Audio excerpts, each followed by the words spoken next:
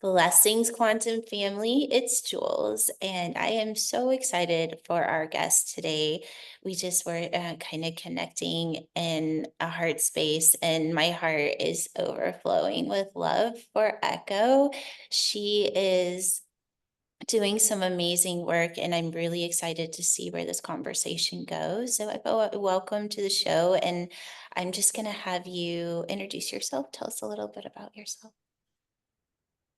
Thank you for having me. And yeah, feeling really grateful to be tuning in from the jungles of Mexico. And yeah, introductions are always interesting. We were talking about this just a little bit before, but it's like, how do you introduce the human experience that is unfolding, that is your like entire life? And the what is present is, yeah, there's a very childlike quality to the way that I live my life, in the innocence of curiosity and of play and of experiencing. Like, I want to experience things, and so I dip my toes into many, many pots. And so I do run a yoga school. So I have a trauma informed tantra yoga school. And my students joke that it's not a yoga school. You know, you come there and it's like deeply philosophical. There's a lot of shadow work. And I'd say it's becoming more of a mystery school. It's naturally progressing into that space. And I really love working with the darker aspects of humanity, in the sense of like understanding our shadows, understanding pain, understanding why it is that suffering is possible on a human level, like why it is that we do some of the things that we do. And I'm a bridge builder. Like, I'm trying to build bridges between hearts and between communities in whatever way I can. And so I facilitate music. I'm a DJ, I'm a producer. I dabble with instrumentals and doing workshops around primal sound and voice, and opening people's ability to express themselves and to play, to really get curious. And I also have a master's degree in political science and casework. And so there are all these things that are there, but really I feel like I am a mediator in life. Like, I'm trying to, through whatever means I have, I'm trying to bridge people back to themselves or to one another. And that comes out in so many ways. Yeah. And I just recently I'm working on finishing my first published poetry book. And so that as well is a collection of writing that I hope will help people bring themselves closer to their their truest selves, and to have compassion and empathy for one another. So it's a little bit about who Echo is, I guess, for now. Well, that was a lot. And I love how many different, isn't it true though? We have so many different layers of who we are, and depending on where we're showing up, we'll bring whatever layer to the front. And that's kind of how we present ourselves. And I think as we journey and we get more and more layers, what we learn is that those layers are really just personas where we can open up and be a channel of what I would call the divine intelligence, or that divine frequency. And it's a way that we can keep these different personas, if you will, really pure and beautiful, but also it can over time create different layers of trauma or even that dark side. So depending on where we're experiencing it from, it can be one or the other. So I'm just going to kind of bring that over and let you reflect on what your experience of that's been. Thank you. Thank you for that. I'm already like really loving the way that you see things and reflect them. So I'm just like, oh, okay, I'm exactly where I need to be. Um, yeah, I speak to this a lot in different courses and facilitations around masks. Like, we wear so many masks, we wear so many hats. And I think for my entirety of my life, I've always worn a lot of hats. I've always been very curious. And some people will say, they'll call that distracted. You know, they'll say you're distracted, you're not focused. Like, if you want to be masterful at something, you need to be focused in one thing. And my feeling towards that is like, life is complex and it's diverse. And I think it's odd to feed one part of my human experience and not another. And as long as I don't define myself by any of the hats that I wear, I feel a safety in my level of curiosity because I know it comes from an innocent place. It's not because I want to be good at everything and I want to do everything. There's a level of I want to do everything. In a sense, I'm curious. But I think that there's a danger sometimes in focusing so deeply on one thing and becoming so masterful that when that thing begins to slip, our grasp onto it, there's like a clinging and attachment to, but that's who I am. That's who Echo is. And I have noticed in my life, I feel grateful that that grasping has been very light for me. Since I was young, I've kept that childlike innocence of just playing, along the way. And like I said earlier, I finished my master's degree after 6 years. I started working in a law office and I only lasted 6 months. But had I been attached to that identity of, oh my gosh, I studied all these years, I got these scholarships, I spent 6 years in school, I've got this degree, I'm going to be a failure, I'm not going to be successful, I have to be dedicated, that would have held me back from my path. And something that you said earlier that I really appreciated when we were just talking is the non-forcefulness of not seeking, like of not searching. And I feel like when I've tuned into my intuition, I've always been led from a higher space my whole life. And I listened at that time when I was in my early 20s finishing law school. Something said, this is not for you. And I listened to that and I went on a huge journey. I went to Mexico, actually, where I'm at now. And I went surfing. I lived in a jungle. I barely had any money, but I had the time of my life. And I learned so many things. And I met friends that now, 20 years later, are still in my life, still inspiring me.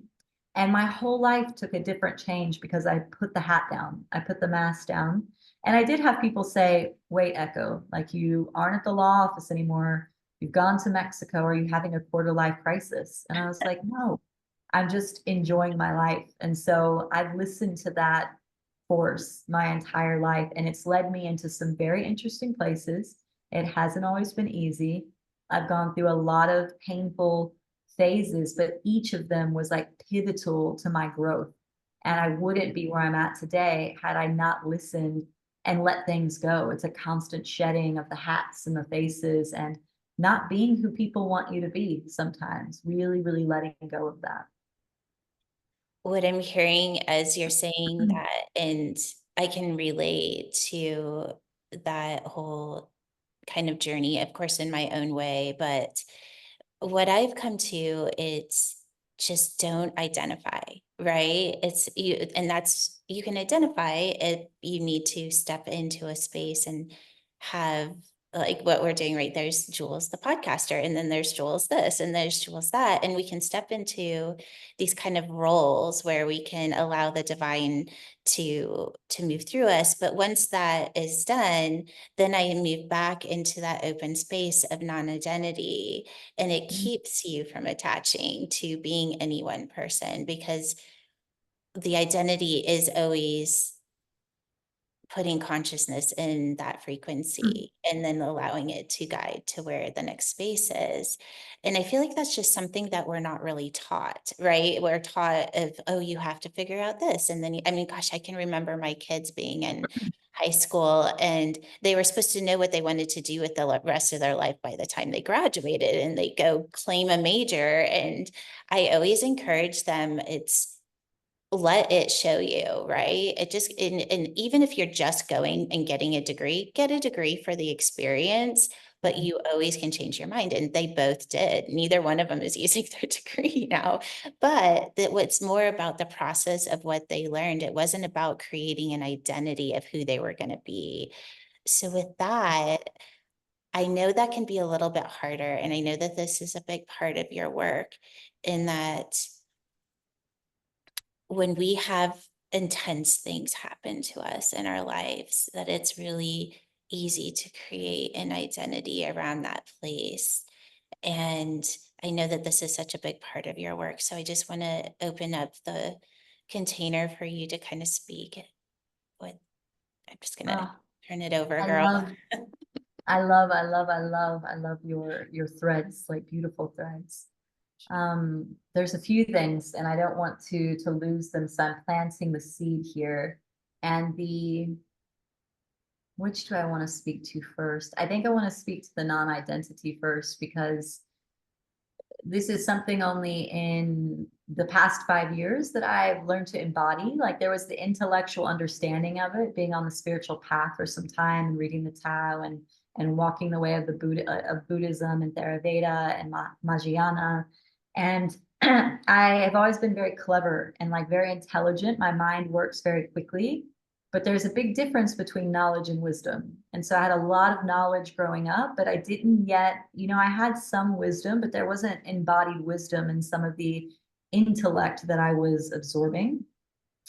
And something that I've really, really felt in the last 5 years is that piece of non-identity that you spoke to. And I had to go through some really, really like ego shedding places that were really uncomfortable, especially around my desire to feel safe. I was always looking in life to feel safe. And it was always the background question of, is this relationship safe? Is this collaboration safe? Is this party? Is this place? Is this situation safe? And I had to realize that life is not safe. It's not a safe experience. It's very odd. There's a lot of uncertainty. There's unknown. We have belief systems and we have feelings and like knowings of what we believe that we're doing here, but we're all given this existential nature to be born and also to give that back, to die. And when we really sit with it, it's a very odd experience to be in. And so when I really came to terms with that and looking at my existential nature and accepting that life isn't safe, but that it is interesting and spontaneous and an opportunity to explore myself in many ways, I would let life, like you say, lead me. And in the moments when the guidance quieted down, it was like I was being put into a playpen. It was like, God, the divine was like putting me into a space and it's like, play here, see what's here. And I would be there and I would give my full presence, like the full inhalation and exhalation and the gratitude of the days as they unrolled and just be in whatever that experience was until I was called to depart. And I started to learn it wasn't about that I was leaving anybody, even if I left a relationship, or it wasn't about quitting anything. It was like a redirection. And once my perspective could get through that ego identification of like, I'm being left or I'm leaving or I'm quitting or they're quitting, it was just like the alignment is like pulling me in a different way. And there's such a deep trust in that. And I had an experience a few months ago at a death cafe because I run death cafes. They're these like either virtual or in person where we have cake and we drink tea and we talk about all things death and mortality and the grief of that and what that brings up. And this amazing woman who was quiet the whole time had her arms crossed and her body language was speaking kind of like just stay away from me. I found her very interesting and she was like Buddha hidden in this form. It was like you had to get curious enough to not judge from the outside of like what she had to offer. But she said something and she didn't offer many words, but she said something in the group and she's like, God, the divine, he'll let you know when you're not on the right path. He'll let you know there will be signs. And she's like, but he doesn't always, or she doesn't always let you know when you're on the right path. And she's like, you have to figure that out for yourself. She's like, and I started to see this metaphor when she was saying it of, when we're walking and we're just like, where are we going? Like, what is life wanting for us? And then all of a sudden, like we're walking straight, but then like God gives a little nudge to go to the right, like we're going the wrong way.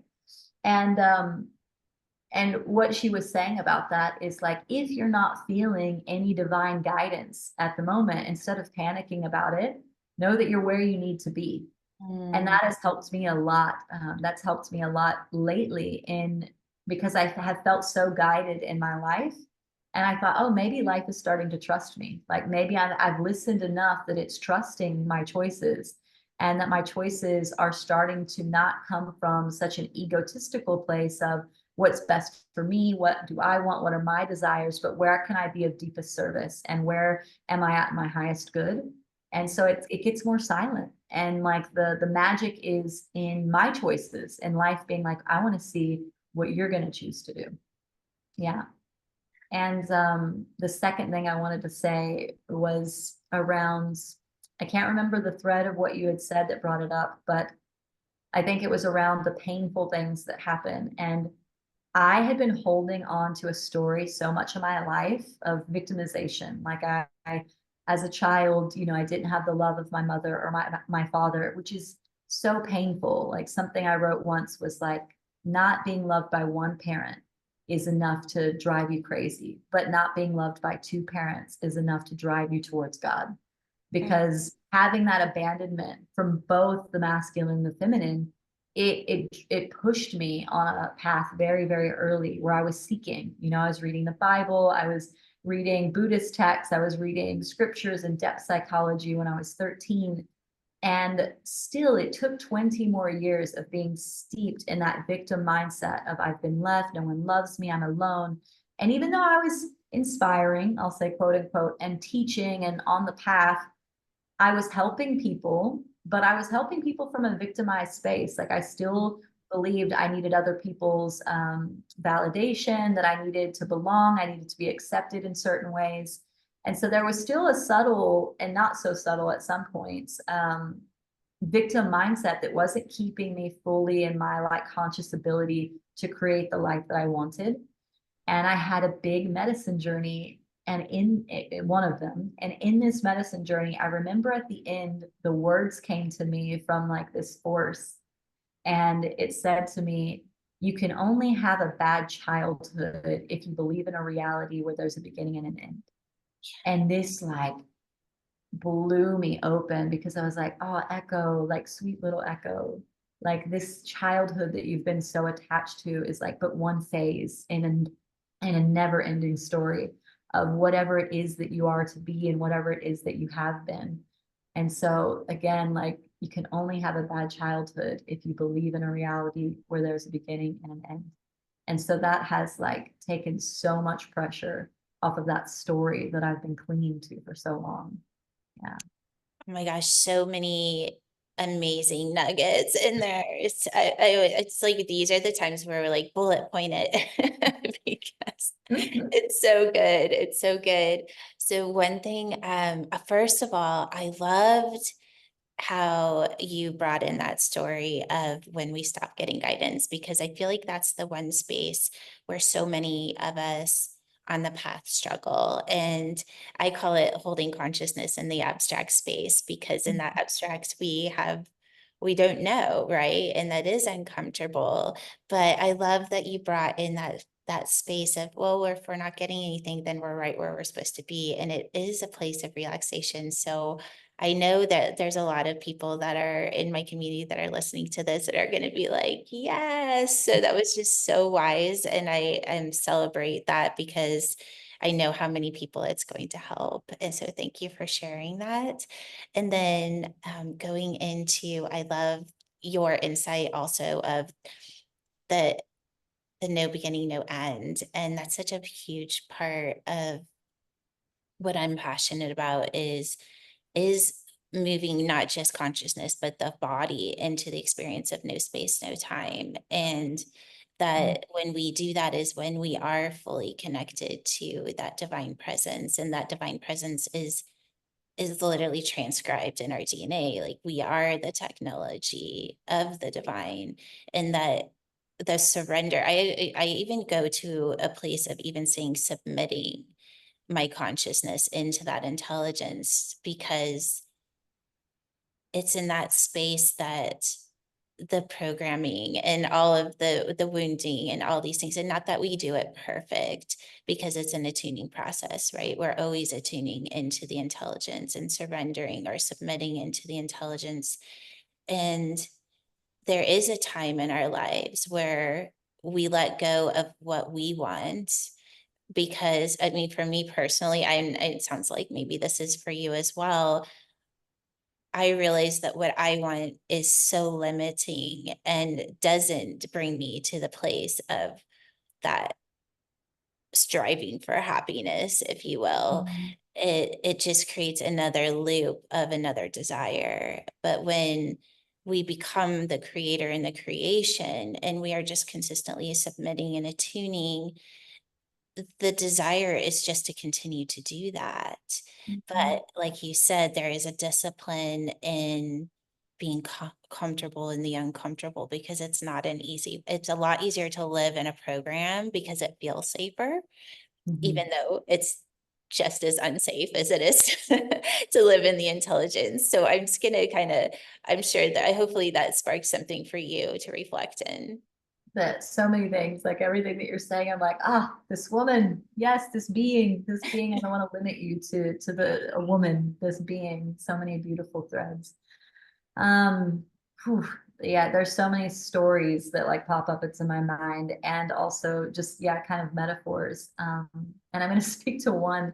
I spoke to this recently because I was hosting a retreat in Baja, California a few weeks ago, and it was a 10-day silent retreat with plant medicines. And so you sit for 10 days in silence, and you also work with plant medicines, and you have these huge dissolutions, and then you have time to integrate. And when I first got there, I got into my room and there was this iguana trapped in my shower.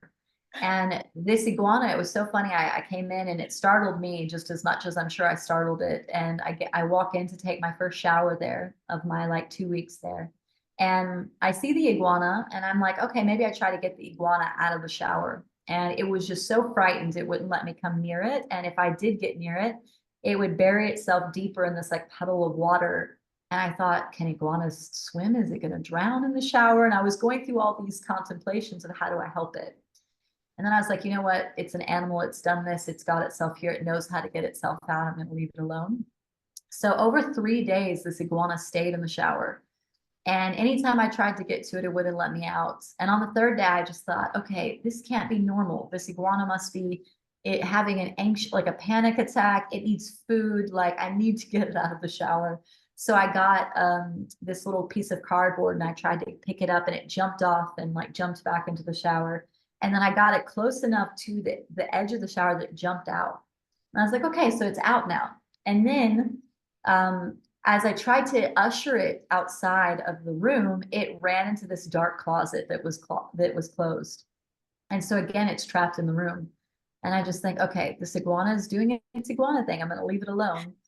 And then after a few more days, so I think we're on day 5 at this point, I'm opening the screen doors to my bedroom, and it's so hot in this place and the room is so hot. And as I open the screen door, I look down and the iguana is like stuck between the bottom of the screen door and the door.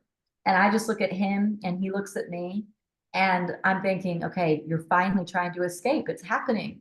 And so I'm trying to assist him because I could see that he's stuck. So I push the screen back, but he gets frightened and he runs deeper into the screen, back into the room. And I'm just like, oh my goodness, this iguana. And then I pull the screen forward so it pulls his body forward. And then I push it back really fast and then he's exposed. And he just like looks at me and I look at him and I just flick him outside. Like I wanted to get him outside. So I flick him outside. And I was thinking that a lot of times I feel like this is what God or the divine is doing, where say we're in a relationship and we feel trapped, but we don't want to leave because we believe that we're so deeply in love with this person and we want to make it work. But it's like we're in the shower and we're trapped, for years, years, decades, months, whatever it might be.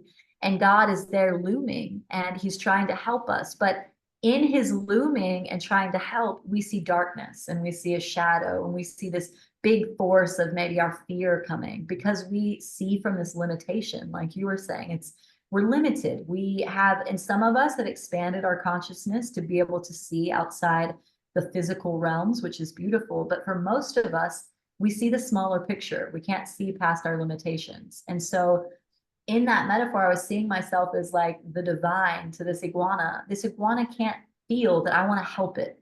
And in my looming of it and in my picking it up, and even though it might feel scary to be picked up by this large force, I'm trying to assist it, but it's resisting me. It keeps resisting and resisting. It gets itself out of the relationship, but then it hides in some other, relationship. It runs into the closet. And then after more time, it finally is getting itself maybe out of the story, but then it throws itself back in when it feels my presence again, trying to work with it. And so resistance, resistance, resistance until finally I have to flick it. And so that metaphor can be it has to go through something really painful. You know, maybe it goes through a chronic illness, maybe it goes through whatever it might be that get us out of certain situations. And the iguana might never realize that the divine force was right there trying to help it. And just like we're not.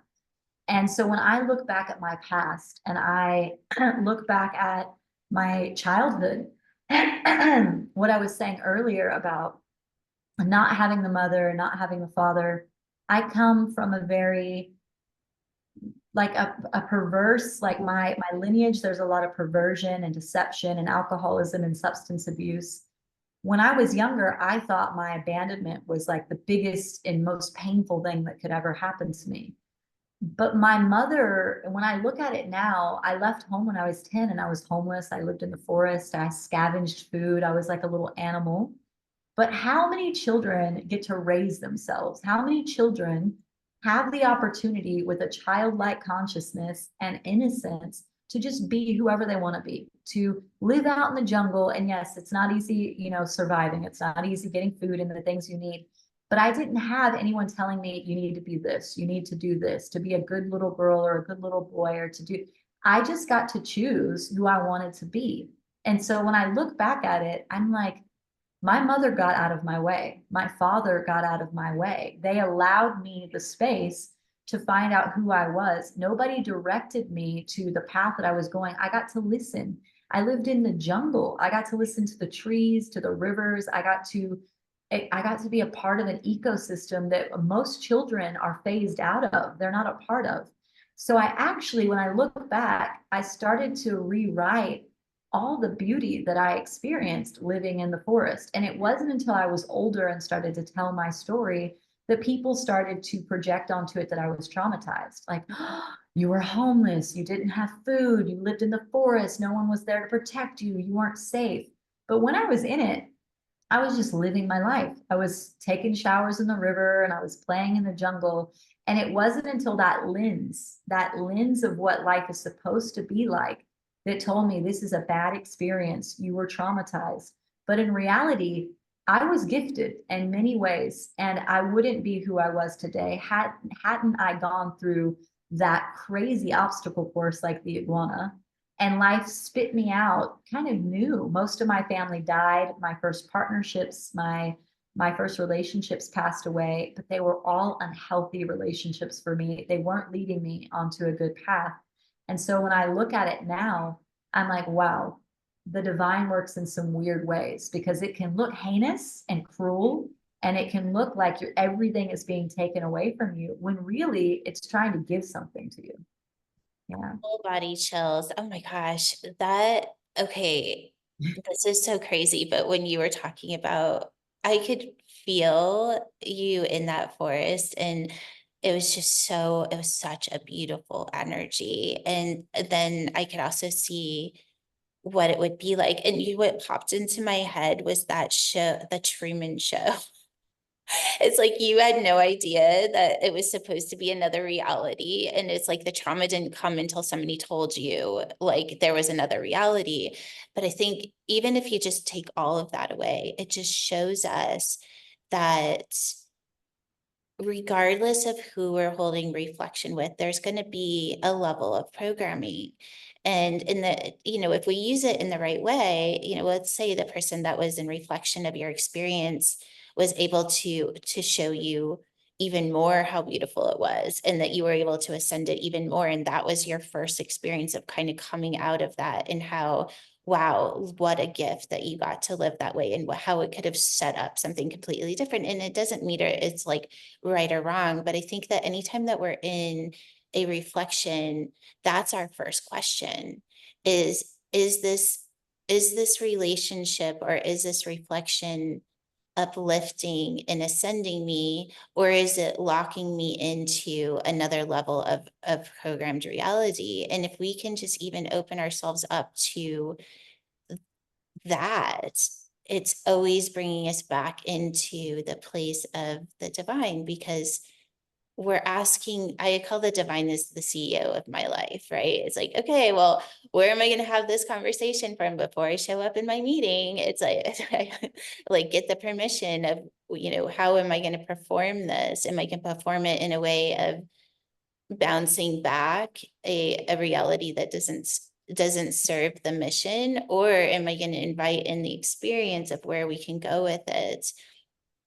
Girl, you are freaking amazing. I mean, just like really, I just am blown away with your story, but also where you're speaking your story from, because there's so much purity and light in it. And I know that people that are listening to this are going to be transformed just by sitting in your presence.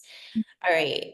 I don't know where we are in time. I think we're getting close to being on at time. So I want to just invite you to be able to speak something that you feel led to, that maybe we haven't touched on. We have plenty of time. There's no rush, but I just always Yeah. like to have that space for you. Yeah. Yes, this conversation has been beautiful. And there is something that I want to speak to because I think what you just shared, one of the most valuable things that I've found on my path is exactly a thread of what you're speaking to, of when I'm reflected back, because I'm going to be reflected and I can't control life and I can't control the world and I can't put myself in a little bubble community where I'm around people that care for highly sensitive beings and that constantly speak nonviolently and that are bridges to love. When I'm speaking to somebody who's reflecting to me, I ask myself, like, is this reflection putting me in a limitation? Or is this person pushing me into a limitation or attempting to, or are they challenging me to connect with my highest? And something that I recently, I'll use an example from my relationship. I entered a new but old partnership with a really wonderful human, and it's taken me 4 decades to get to the point where I'm in a healthy partnership of like really deep reflection that comes from a higher place than either of our individual egoistic goals. So I feel really grateful to be with this person, and still we're human, we're human. And even though there's consciousness and a connection to the divine and like an expansion in the way that we both perceive things, there's like this folly of like falling back into patterns and to wounds. And I remember we were in a medicine ceremony and we were very vulnerable working with this certain plant medicine where both of our fields were very expanded.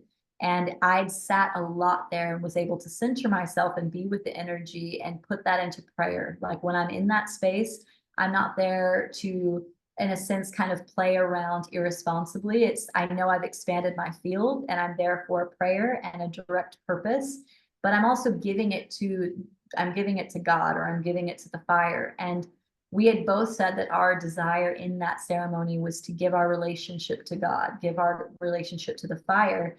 And so it kind of as a sacrifice and a submission of, okay, we both love each other. We realize there's this human attachment to staying together. And we want whatever's in the highest to be done on both of our paths. And if that means staying together, beautiful. But if it means growing in different directions, but for our highest, then we also give that. And I remember my partner in that ceremony being very distracted. He was in the body and he was playing, and I felt like he lost his way because he was in the play of it, which is also beautiful. But at some point after hours and hours, I said, my love, are you in the prayer? Like, are you still in the prayer? And are you in the fire? Like, where is your experience?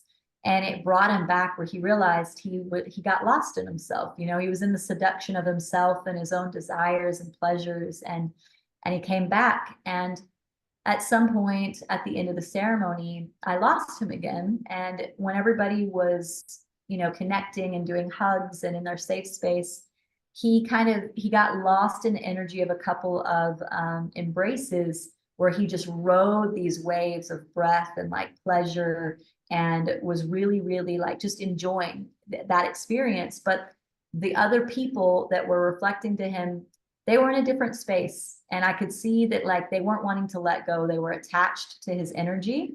And so I watched it and it went on for about 40 minutes. And at some point when he came back to me, I was like, my love, like, where are your boundaries? Like people will also that energy that you have that's expansive, if your energy isn't directed towards your prayer and what it is that you have, people will be attracted to that, and that energy will be pulled from you. And for him, what happened, he's like, well, this woman needed my help. She needed my help. She was like in this deep state. And I was like, people will always need your help.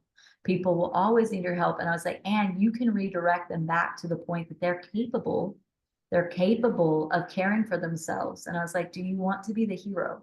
And I was like, I don't want to be anyone's hero. I want to lead people back to their own capability to hold themselves. And if you are going to play the hero, you are going to get stopped along the path every few feet because there are always people that need to be saved. And it was so funny because a woman in the ceremony, after I had this conversation with him, I heard her say, help. And he turns around and goes, did you say help? And he looks at me and we had this moment. And I was like, wow, look how quick you are to play that role, like the moth to the fire of like, right to the word of helping. And he realized that there was this desire to be the hero and to help.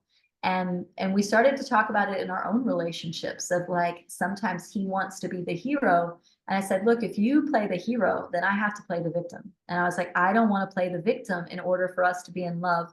I want to be equal and I want to show up and I want to challenge each other to our capability to expand and to expand past these like limitations.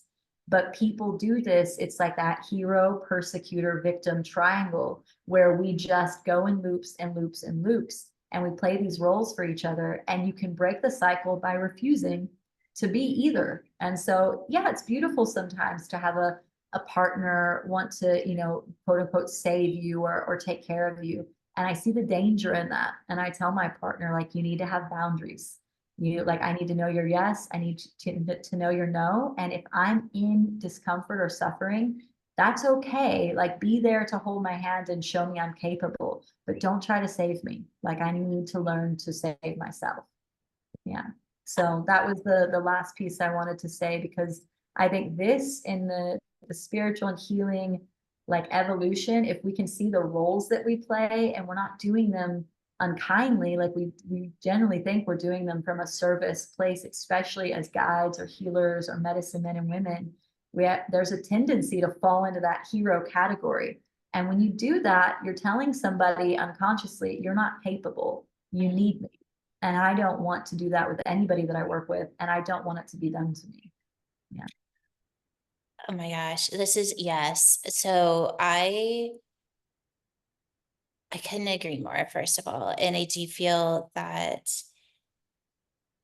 more and more it's almost a responsibility to be holding that. And it's not about, I'm not going to heal you. I'm going to hold space for you to be your own healer. And that's true. And you can put that in any aspect of whether it's a relationship, a friendship, even as a mother, right? It's, I'm not here to heal you. I'm not here to do everything for you. I'm here to hold a safe container for you to grow and for me to reflect what's possible in growing up.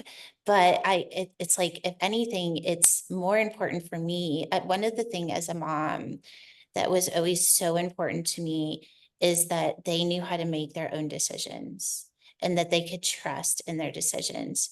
And even if that was, so I always let them, once they got to an age where they could cognitively understand that they had consequences to their decisions, I stopped telling them what to do.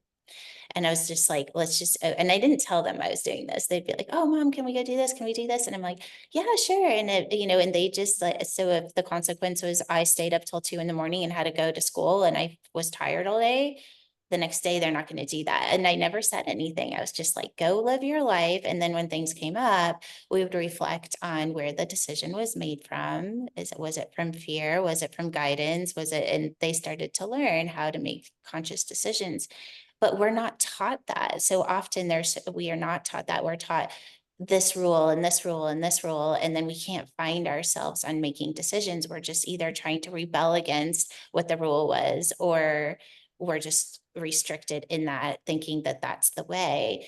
And then we come into these relationships where we're trying to Mhm. find our truth, right? We're trying, it's like, how do I make a decision for myself when there's another person involved, when I've been taught that my decision should always make the other person happy? And I don't, that was kind of going all of these different places, but this is where I'm just super passionate about where we can go with relationships moving forward, and that we can always hold that space. And it is a learning process, right? It is a learning process to be able to come in reflection with another person and honor the divine in them and the choices that they're making, and to feel safe within ourselves enough or strong enough in our own relationship with the divine that we trust the other person to make that decision as well. And I guess I'll leave it at that. Do you have a reflection on that? I mean, I think that we could go on and on and on and on, but I think this is a beautiful place to leave it. And the one last thing I'll reflect on that is there are some interesting ways in which we relate, and this is a huge mission for me. Like I work with well, I have a program called Detangling the Human Heart, and this is what we work to, is how to have a higher consciousness kind of relationship with other people. How do we first have it with ourselves to be led, and how do we have it in a really conscious and beautiful and intimate way with others? And what I'll say is, when you allow yourself to let go of the reins and not try to control or manipulate anybody, when you actually realize that we have used it in the past, that we all have these ways of using our body language or certain sounds to manipulate situations so that we get our way. And not in I'm not using that in a negative way. Sometimes it's like, could you help me move the couch, or can you help me take the furniture? Da, da, da, da. I started to really look at how often I use body language or the things that I say to manipulate. And again, to not use that in a negative way, but it is a way that humans communicate a lot. How do I get what I need? How do I get what I want? How do I feel safe? But when you start to trust so deeply in the divine and being led, and you let go of that way of manipulating, and you let people make their own choices, like you were saying with your children, it's so beautiful. And you will watch people make choices that will create suffering for themselves or for you. And it's a beautiful path to walk, but it's not easy. And I've noticed that as I've let go in relationships, I've had partnerships that have made choices that I feel are not from their highest, that they find out are not from their highest, and that lead us in different directions. But there's so much more love and letting go, and just knowing, okay, the way that you are led is not aligned with me in the way that I allow myself to be led. And the choices that that leads you to make aren't in congruency with the choices that it leads me to make. And so in that letting go, I've had to release a lot more friendships and collaborations and loverships, but it's led me where I'm at now, which is in a place of beautiful friendship, beautiful lovership. And so I trust that in all that releasing and allowing and trusting, that I land exactly where I need to be, but it's not easy. So I just wanted to speak to that part of it. It may mean, when you let go of the reins and you're not trying to hold on and direct things so much, that you don't get what you want. And maybe the really good thing that you wanted is not the great thing that life wants for you. And you will be directed towards that great thing. So you just have to let go of the good thing. Yeah. What an amazing way to end this. Yeah.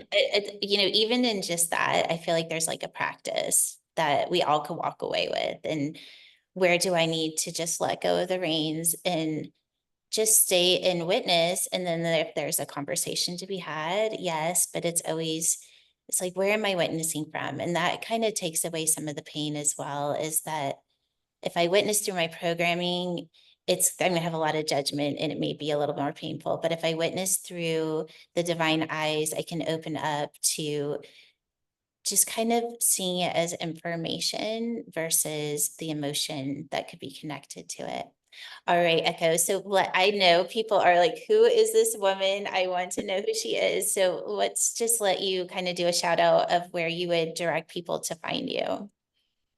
There's a lot of echo in the metaverse. I joke about this, where I'm like, wow, I'm in a lot of places, but there are So I offer many free yoga and meditation and mindfulness practices on my YouTube, which is Our Echo, so OUR Echo. I'm mostly Our Echo everywhere. So Our Echo on Instagram, Our Echo on SoundCloud. If you are looking for like deeply transformative and trans medicinal music sets on SoundCloud, I have many from all around the world in different venues that I've played doing sober dance spaces. And so lots of beautiful musical sets there. And I have new music coming out on Spotify soon, as well as Our Echo. Insight Timer, if you use this for free meditations and talks, also Our Echo. So there are lots of free resources. And then my website is Echo Flow Yoga, which is different.com. And that's where all of my programs and my retreats are, and my one-on-one sessions, and where you can email me and chat with me about anything you might be interested in. Amazing. And we'll have all that information in the show notes for everyone. Echo, thank you so much for bringing your love and your purity to this conversation. I feel transformed, and I absolutely know everybody else is feeling the same way. Thank you. Thank you for having me. And thank you for everyone listening. We're just sending you so much love and a big hug. And take this frequency that you have received and go live it, right? Go practice and be curious of where you can bring this insight and higher states of consciousness. We're sending you so much love. Until next time.